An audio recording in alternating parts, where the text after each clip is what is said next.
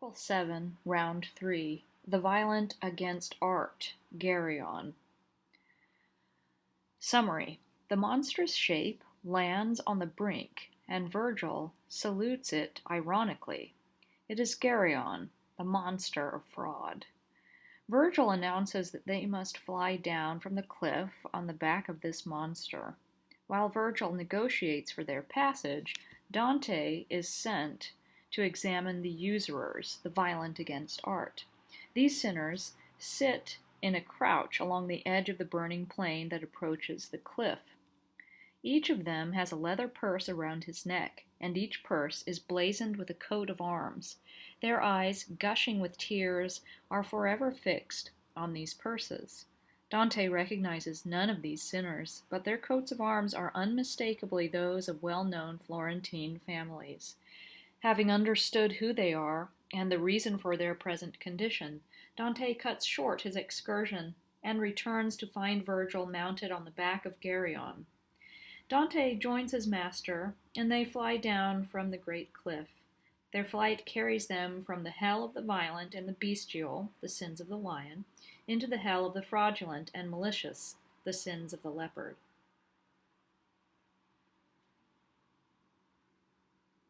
Now, see the sharp-tailed beast that mounts the brink. He passes mountains, breaks through walls and weapons. Behold, the beast that makes the whole world stink. These were the words my master spoke to me, then signaled the weird beast to come to ground close to the sheer end of our rocky levee. The filthy prototype of fraud drew near and settled his head and breast upon the edge of the dark cliff, but let his tail hang clear.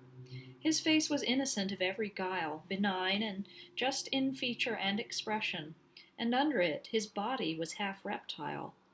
His two great paws were hairy to the armpits. All his back and breast and both his flanks were figured with bright knots and subtle circlets. Never was such a tapestry of bloom woven on earth by Tartar or by Turk, nor by Arachne at her flowering loom. As a fairy sometimes lies along the strand, part beached and part afloat, and as the beaver up yonder in the guzzling German's land squats halfway up the bank when a fight is on, just so lay that most ravenous of beasts on the rim which bounds the burning sand with stone.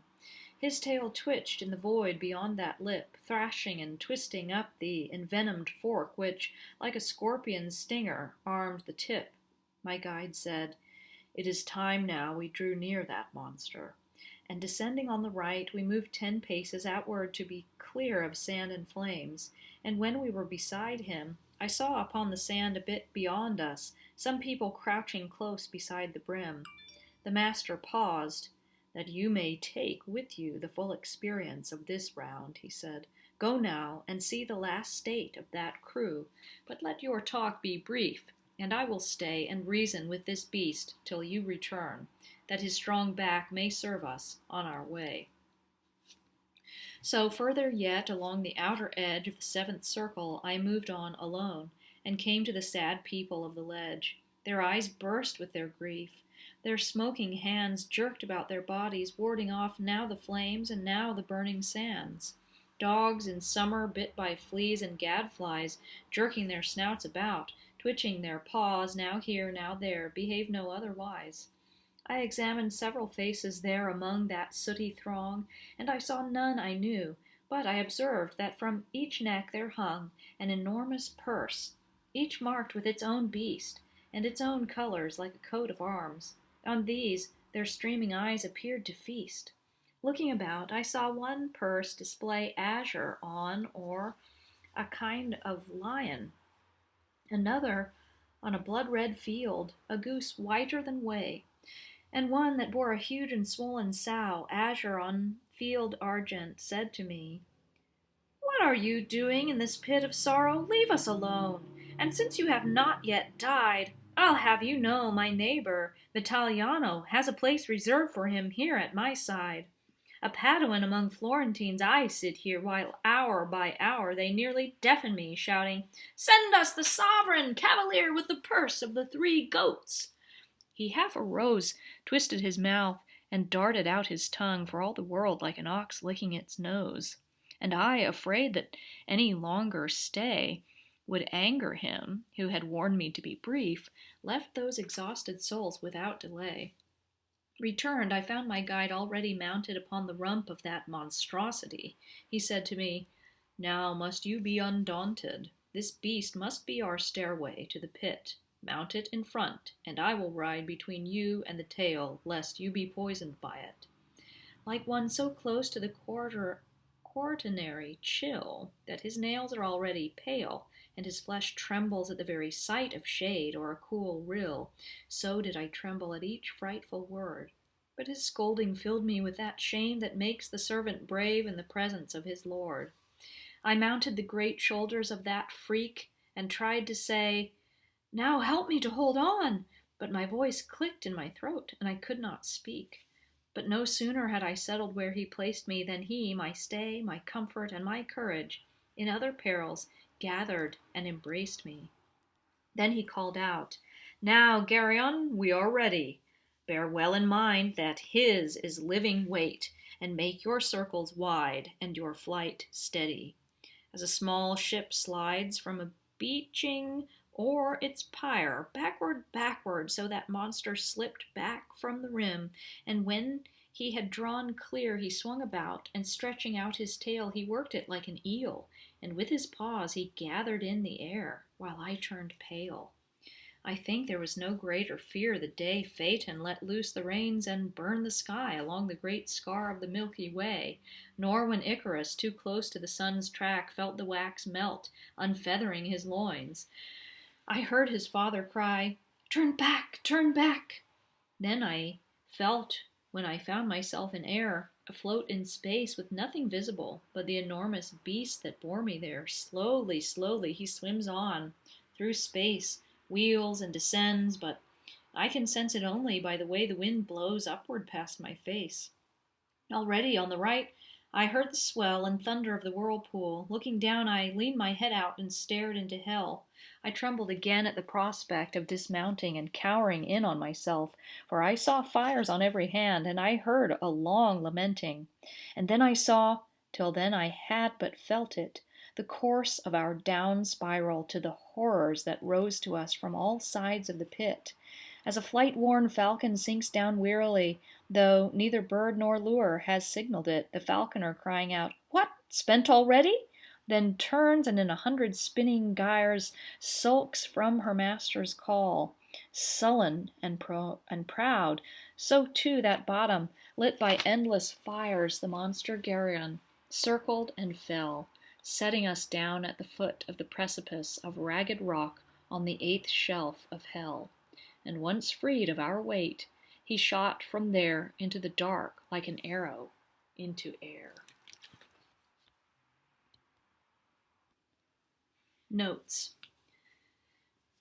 Geryon, a mythical king of Spain, represented as a giant with 3 heads and 3 bodies. He was killed by Hercules, who coveted the king's cattle.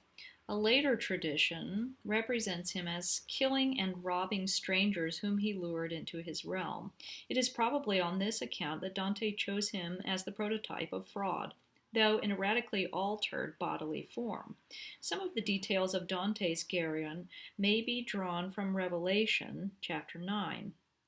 But most of them are almost certainly his own invention.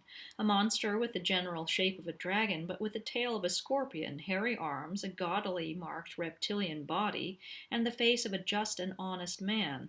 The careful reader will note that the gaudily spotted body suggests the leopard, the hairy paws the lion, and that the human face represents the essentially human nature of fraud, which thus embodies corruption of the appetite, of the will, and of the intellect. Line 17, Tartar, Turk. These were the most skilled weavers of Dante's time. Line 18, Arachne. She was so famous as a spinner and weaver that she challenged Minerva to a weaving contest.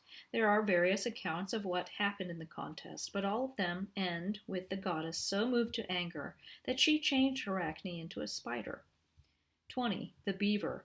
Dante's description of the beaver is probably drawn from some old bestiary or natural history. It may be based on the medieval belief that the beaver fished by crouching on the bank, scooping the fish out with its tail. 21. The guzzling Germans.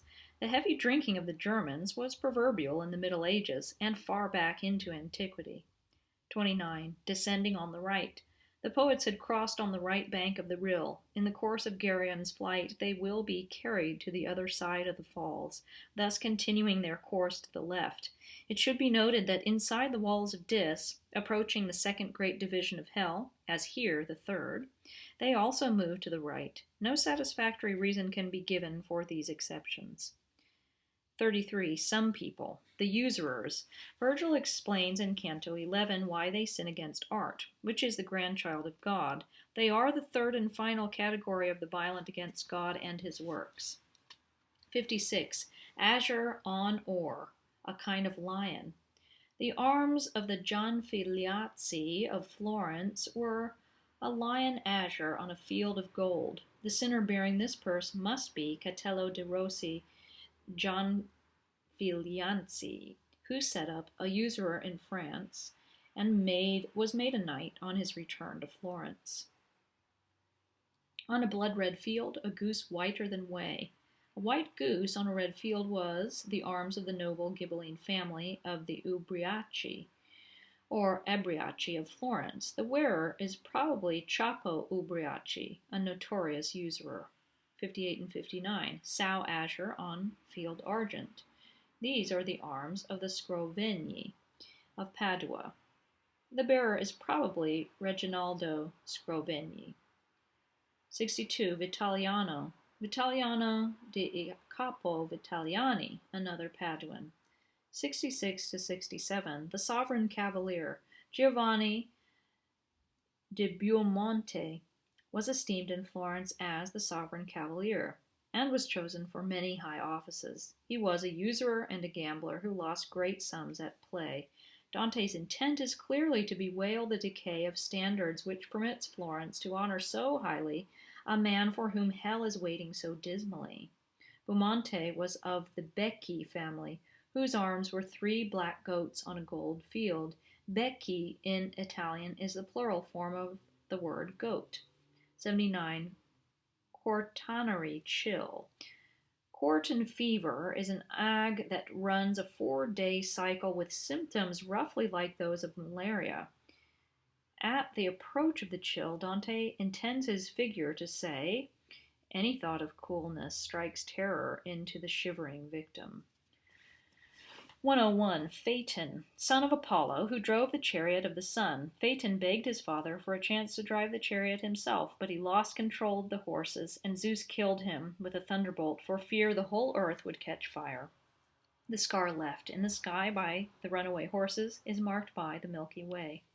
103. Icarus. Daedalus, the father of Icarus, made wings for himself and his son, and they flew into the sky, but Icarus, ignoring his father's commands, flew too close to the sun. The heat melted the wax with which the wings were fastened, and Icarus fell into the Aegean and was drowned.